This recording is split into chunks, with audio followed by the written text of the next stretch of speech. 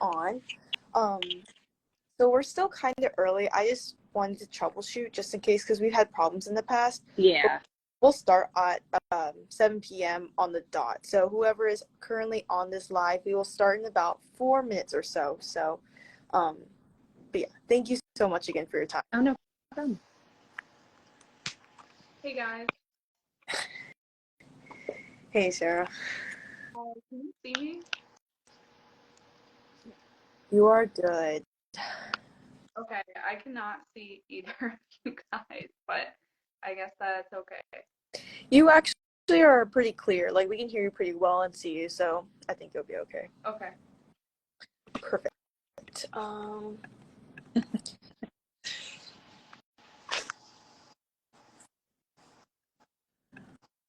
So, let's see.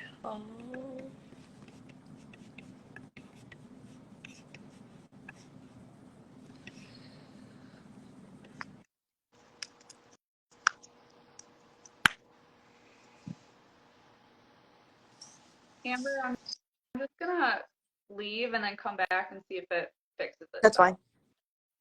Go right for it. All right. So, there were some extra questions I maybe asked, just a FYI. People are free to ask questions, but like I said, we're going to try to aim for 30 minutes or so, and then like last 15 minutes, we'll just open it up to anyone. We know you're busy, don't want to take too much of your time, but we do appreciate the time you can give. Oh, yeah, no problem.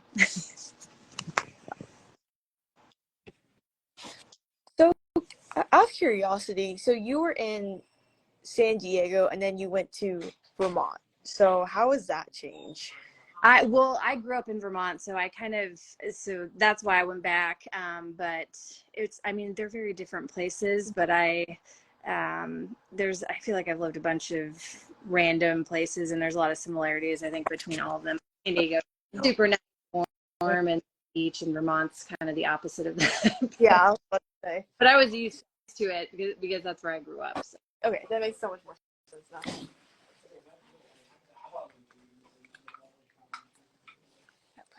All right. How's it, Sarah? It's okay. I can see Dr. Tefft. That's it. That's I can't fine. see it. It's fine. That's completely fine. Honestly, that's all you need to see. You see me all the time, so you're fine. All right. One more minute, and then we'll start.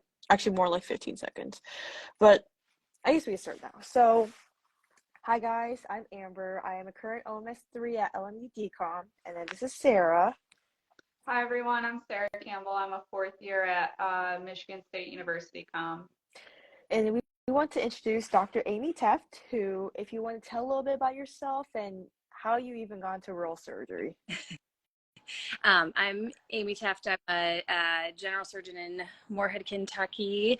I grew up in a really small town in Vermont and didn't think I wanted to start in medical school. And then when I did my surgery rotation, when I first started, I didn't think I wanted to do surgery either, but I did a rotation at a hospital that was smaller, close to where I had grown up in Vermont. And I really liked the surgeon. I liked their lifestyle.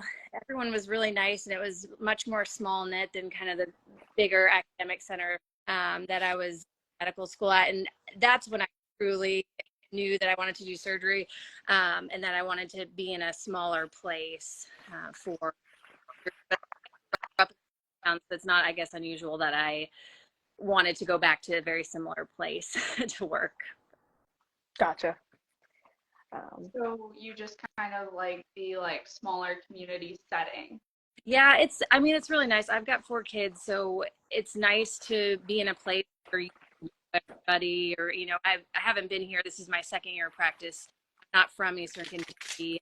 In Kentucky, I feel like you operate on people that you're you know, your kids go to school with, their parents. And so it's a good way to really integrate into the community and be involved. So it's in a bigger city, practice be a while ago. I think a good amount of people, because it's just harder. It's harder to get your name out there. But there's surgeons in this area. So, and I'm the only woman within probably like 50 miles, 50 plus miles. They know, people know when you're coming. And when I started, people were really excited that I had started, which was nice, because residency, a lot of it is you feel underappreciated and overworked. And it was really nice coming into practice where people were super grateful that you're here. And it's just a nice change, I think.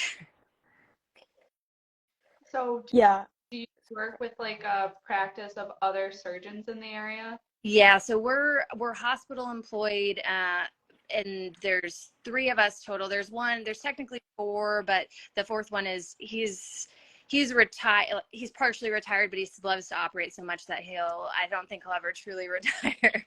But there's primarily 3 of us that take call and see the majority of the new patients. So, and it's nice because the people that are my partners now, we rotate out surgery residents as second-year residents. So I met these attendings when I was a resident, and then when they had a job open up, they contacted me at that time. So it's nice. I know that my partners were friends. We get along really well. So it worked out, because I think that's kind of rare to start and have, like your partners and get along very well. I think that's not very common. But So, did you do anything, I guess, in particular to prepare your application for rural surgery versus just general surgery in a rural area, or is that what it exactly is? I didn't do anything specific. So at the time that I was applying, everything was still kind of up in the air. I knew I really enjoyed surgery and I fell in love with it at that small community hospital, but there was a time where I thought I might want to do pediatric surgery too. So I kind of applied to a very broad spectrum of residency programs, and I picked University of Kentucky specifically because there was the option in between. You didn't have to do research, but you could if you wanted to. And a lot of, 50-50 went into general surgery versus fellowship. And I think it's kind of changed a little bit as time's gone on, but I didn't, I looked at some community programs that were more geared towards rural surgery, but at the time I wasn't quite sure. I wanted to make sure I got, a bunch of very broad cases, because I wasn't really sure what I wanted to do, but I think I decided pretty quickly in intern year that I wanted to kind of go more towards general surgery. Gotcha. So just to clarify, you did not do fellowship. You just did it. Okay. Yeah, I didn't do any research. I just went straight through 5 years and then did not do fellowship. So I finished in July and started in August last year in practice. Oh, that's awesome.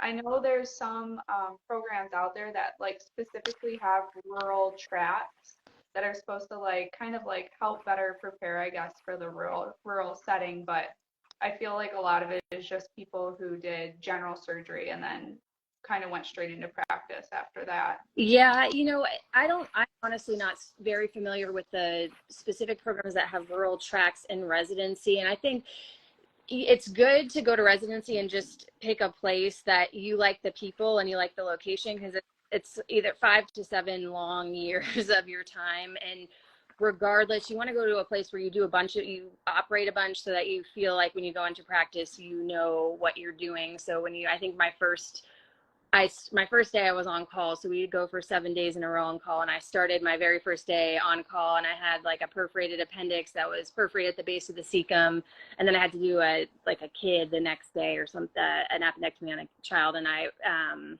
so you just want to be prepared for those things. I don't know as if doing residency in a rural setting helps you for that specifically. I think just doing residency at a place where you get experience and you feel comfortable is probably the best thing, because when you go to a rural place, you are the person at the hospital. So you don't have, if something goes wrong, you can't call surgical oncology, or somebody, there was an IVC injury in a different surgeon's case a few weeks ago, and I was the one on call. All of my partners were gone. I was the only one there. So like, you're the you're the person, and you just want to be prepared to be the person when you go out, I think.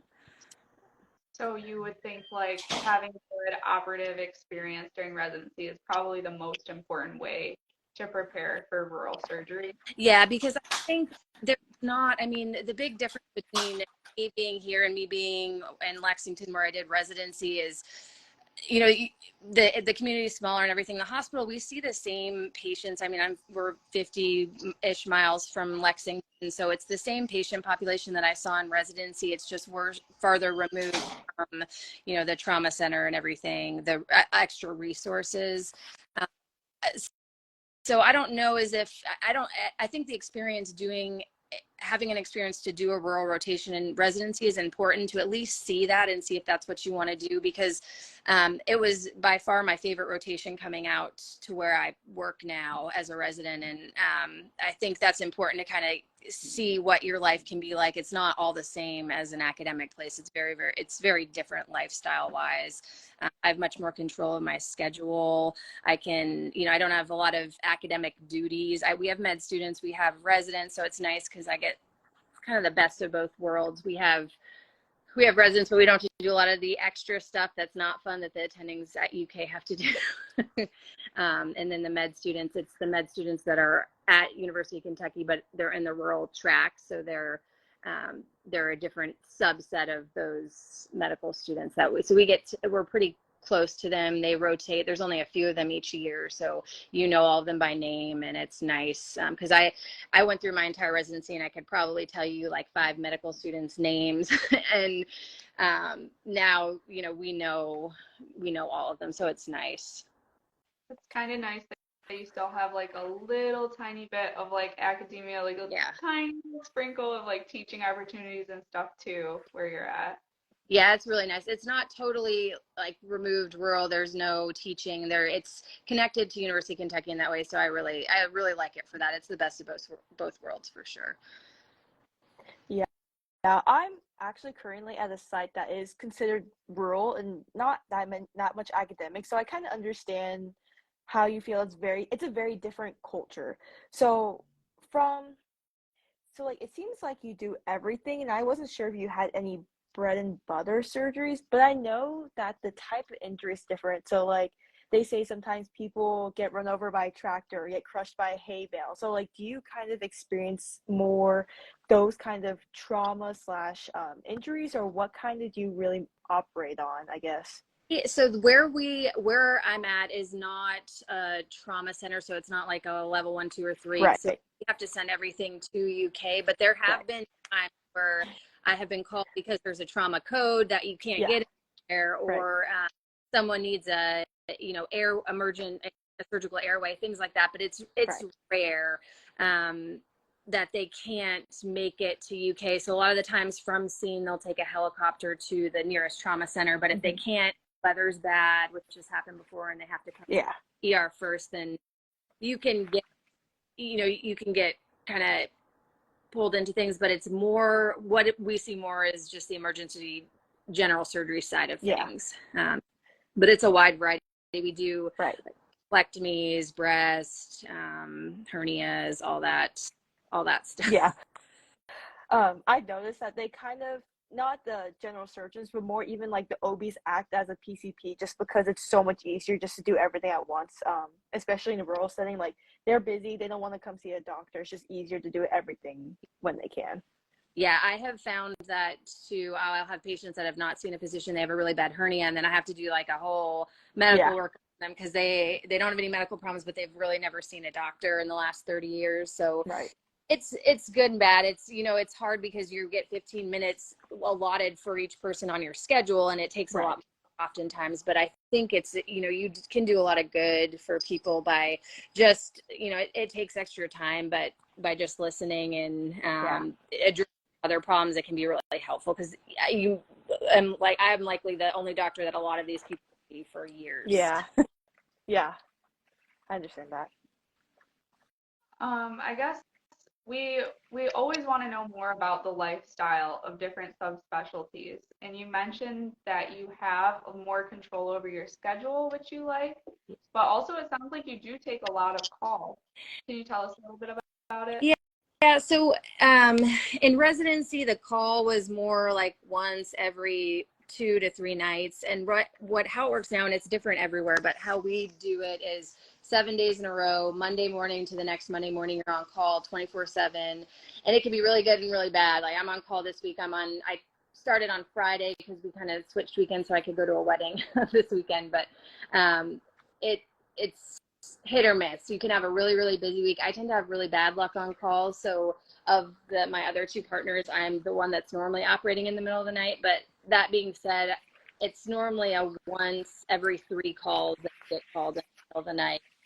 Typically, if it's once, it doesn't happen again, but occasionally it does. But you have much more say over when things happen. So in residency, sometimes an appendectomy would come in at 7 p.m. and you're just hoping that the attending wants to do it the next morning because no one wants to do that at 11 at night. And sometimes they'd have something to do. So you get, stuck there doing the 11 at night. And that always would drive me crazy. But now if something comes in that does not need an immediate operation, it's after 7 p.m. I don't call the whole OR team in and do it in the middle of the night. I just add it on the next day. So you have control over things that don't need to go emergently. Obviously, if it's a perforation or something that needs to go immediately, there's no control over that. But you can,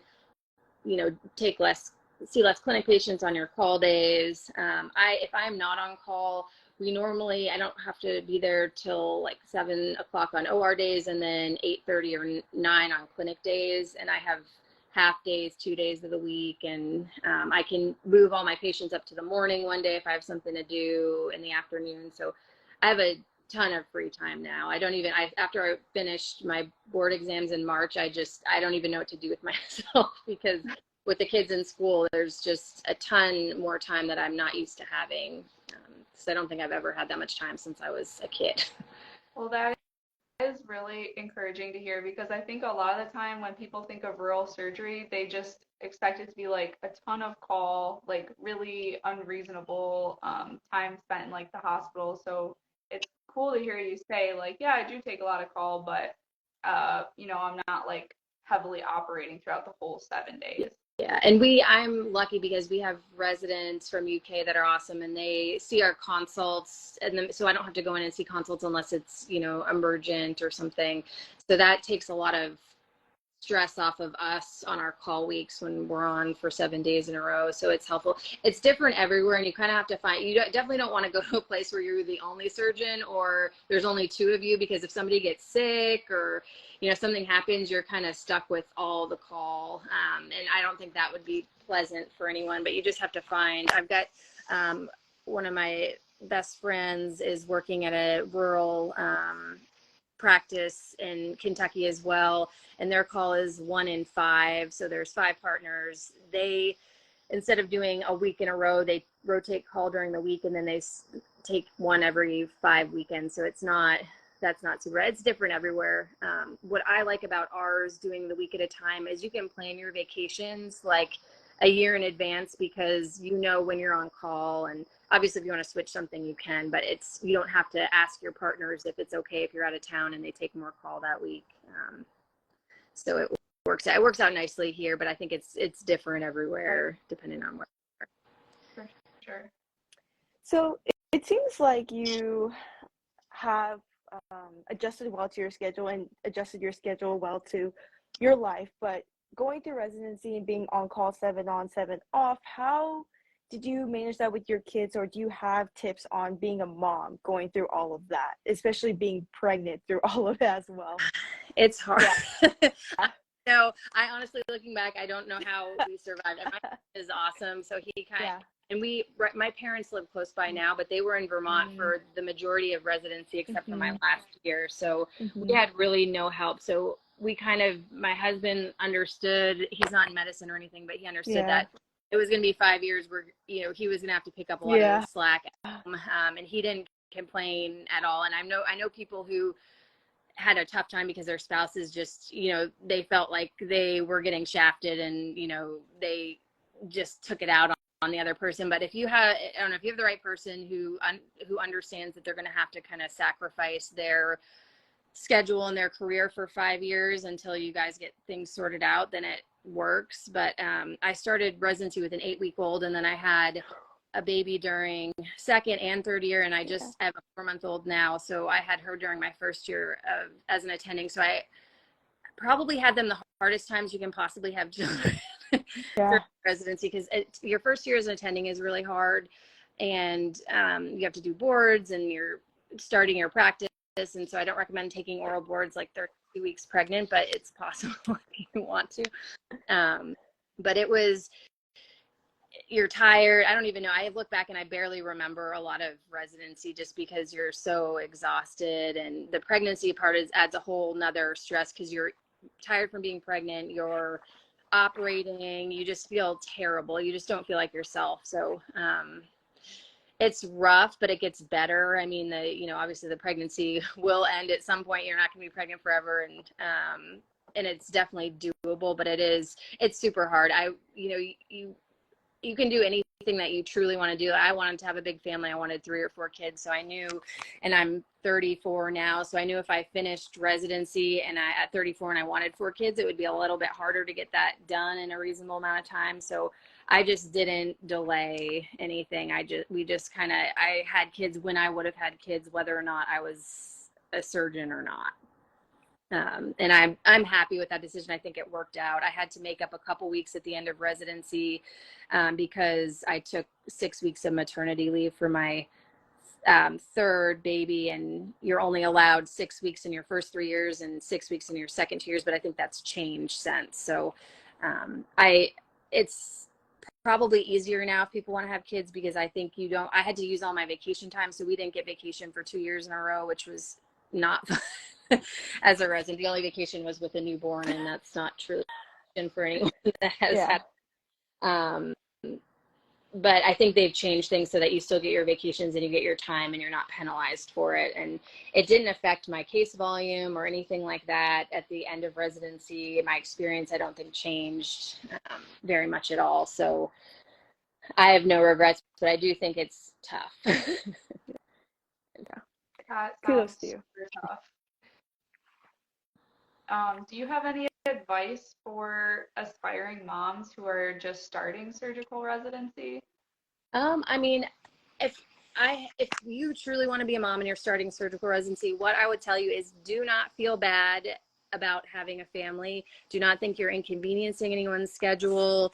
Don't let people will say, people said stuff that I don't think they even realized was rude, but and it made you kind of feel bad and question, I'm inconveniencing all these people by having a baby. And then I was admin chief my 5th year, and the things that people asked for off and different requests, I was like, oh my gosh, I never can inconvenience anybody. For all, it's starting a family is a huge thing. That is your life. You only get to live it once. So don't feel bad. You'll make it work. If you want kids and you want to have them in residency, know that it will be hard and you will need help, but I wouldn't feel bad about it at all, because I felt bad for a very long time about inconveniencing people and thinking I wasn't going to be a good surgeon if I had kids, and it's just not true at all. And a lot of it, you feel guilty because you feel guilty that you're not home with your kids all the time. And people will kind of give you little jabs like, oh, I don't see how you have kids, can have kids because you work so much. And I think a lot of it is about when you're home, being present with your family, because I know people that don't work as much, but when they're home, they're on their phone the whole time, or they're not really paying attention to their kids. So I don't know if that's any better at all. But I think, just don't feel bad about if you want to have a family. It's an important thing. And I think we've been made to feel bad about it for so long. The people that I actually truly feel the most bad for are the wives of the male surgery residents, because they have a baby and they're essentially like left by themselves, because the men don't really get much time, and they don't get much credit. Nobody really feels bad that their wife just had a baby because they didn't carry the baby, but really those wives need a lot of support during that period, and we don't do a good job as surgeons of recognizing that and supporting our male colleagues. And I think they get the worst end of the stick, worse than the women, because we physically can't be working right after birth, but the men, they can sometimes go back the same day, and their wife is there with a newborn, and it's just too bad. That probably really needs to change too. Yeah. No, I agree with you. I think in general, especially having someone not in the medical field, you feel that your work is more important, and that's not always the case. Like they do the same amount of difficulties, but it's just a different type of hard. And I think that's really hard to compromise on. Yeah. So, but I guess now kind of change of pace regarding going into this lifestyle and this specialty. Would you say you had any role models or mentors that really influenced you, and how did you meet them? I had, so there in medical school, there were the surgeons at the University of Vermont are really awesome. They were all very nice, very nice people, and really willing to talk to the medical students, and the residents were really great. The surgeon that I worked with at that rural hospital as a medical student, I really looked up to and thought that he had a great practice. And then there was a breast surgeon at UVM who really got involved. She had kids. She she was nice in the OR and got people involved. And I was afraid initially when I started. I didn't think I could be a surgeon because the person that I was with was like yelling at everybody in the OR, and it was just and I just was like, I just don't think I could hang out with these people. But if you meet the right group of people, it's good. And residency, there are very few attendings that I worked with that I didn't take something away from and that I didn't look up to in some way. I think especially where I trained, there were some excellent attendings that just, I really looked up to, and I thought really helped me along in residency. And there honestly, I can't really think of one that I didn't like or take something away from clinically. So I kind of, as a resident, it's important to really have a good group of attendings to look up to and learn from. But all of them, I could, say that I took something from and looked up to. Thank you. Yeah, mentorship has been a big theme like throughout this entire subspecialty series. So it's just one we always ask about. And then we have one more question. This is kind of more for like somebody who is really interested in rural surgery. Maybe they're just completing their general surgery residency or fellowship, and they are planning on going to like a rural practice. Do you have any advice for those people just starting out? I know you said like during training it's important to get operative experience, and I know you're a new attending too, but do you have any advice for those people? I would make sure that you have a good list of people that you can call. And when you interview somewhere, you really have to, your partners are going to play a huge role in how your year goes. So ideally, it's nice to go somewhere where you know somebody, but you want to at least have somebody who you can call to come help you, and you won't feel bad about it. If any of my partners called me any time of the day or night, I would, without question, go help them. If they needed help, I would go help them, and they would do the same thing for me. So you really want to have a good group of people that you're joining so that you have some type of help. And then if you're planning on having a family or living in that community, I would highly recommend working in a community that you live in, just because it's just a quicker drive to the hospital, better way to get to know people. But I would look at the town, look at the school, and make sure that the school's not run down, and everything. You really want to be in a place where the town looks like it's vibrant and growing, as opposed to one that's kind of run down, because those hospitals, some of the smaller rural hospitals, are more likely to close, especially if the community is kind of getting smaller and smaller and they just can't make enough money.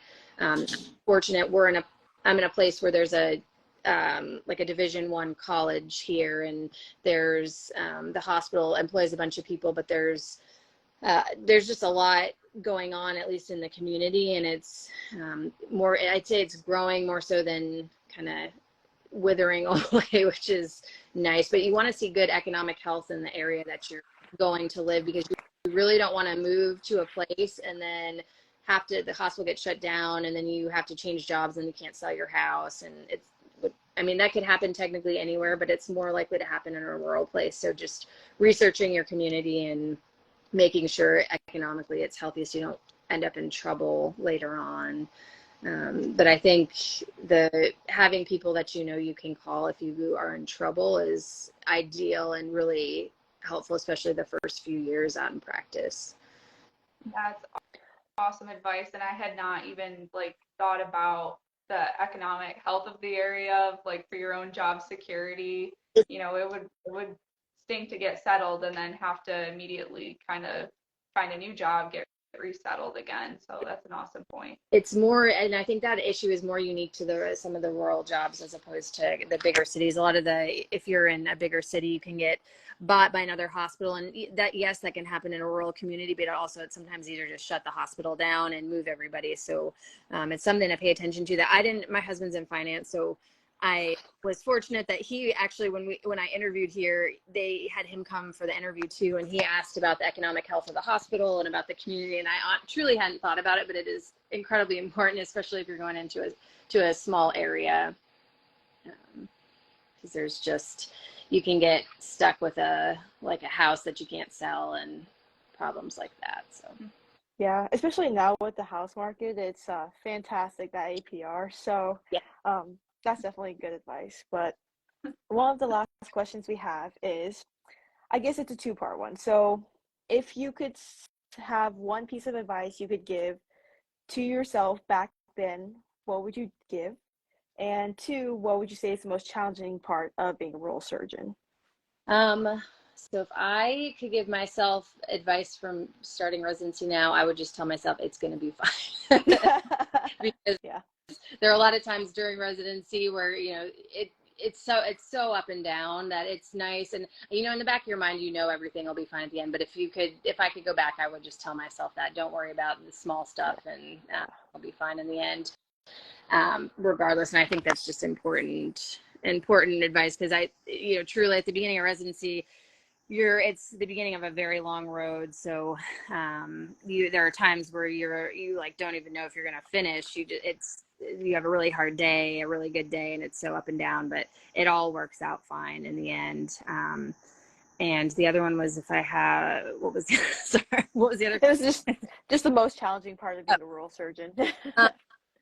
Probably, I don't know if it has much to do with the surgery aspect of things. Mm-hmm. Well, you can just the variety of stuff that you can see in the office, and that you have to treat, because you see like a patient for a colon cancer, and then you see a patient for a breast mass, and then somebody has some weird problem that you can't even figure out what it is. There's a wide variety, and so you kind of have to wear a bunch of different hats during the day to figure out what's going on. If you're in residency, if you're in the clinic for the hernia surgeon, it's going to be like two types of hernias, and all the specifics, and it's pretty easy to get through clinic, but it's kind of hard sometimes because there's a lot of obscurities in rural practice, and some of the health literacy is not there with a lot of the patients. You have to explain things differently, and sometimes I've consented people for surgery and then think that everybody is on the same page, and then they ask a question that clearly means that they didn't understand anything that you said, and you have to go through it again and just make sure everyone understands. So that's been, I think, the most difficult thing. There's a lot of variety, which I like, but it's also kind of difficult to adjust, especially clinic days. But OR days, it's nice because I get really bored with one type of case, so I couldn't do like all breast cases one day. I just do a bunch of random stuff typically on my OR day. Yeah, I've noticed that, especially in like food deserts, especially with socioeconomic and nutrition and that kind of stuff. That's hard to get across because that's just all they have and what they're used to. So yeah, we get a lot of, there's a huge population of people that smoke. I think it's one of the highest in the country. There's a huge population of patients with obesity here. So and people come to you and they say they don't feel good and they're depressed, and a lot of it, you know, sometimes it's a lot of lifestyle choices and, you know, just trying to get people to go out and exercise. But then you go on some of these rural roads, and I live on one of them. You can't go for a run or walk on this road. It's not safe most of the time. Cars speeding down the road, people are shooting guns, and so it's hard. And so some people can't leave their house and they can't afford a treadmill or, you know, something like that. So it's tough to get people active here. And that's one good thing about living in the community is I feel like I understand a little bit better the struggles that people are facing just to get out and go for a walk safely.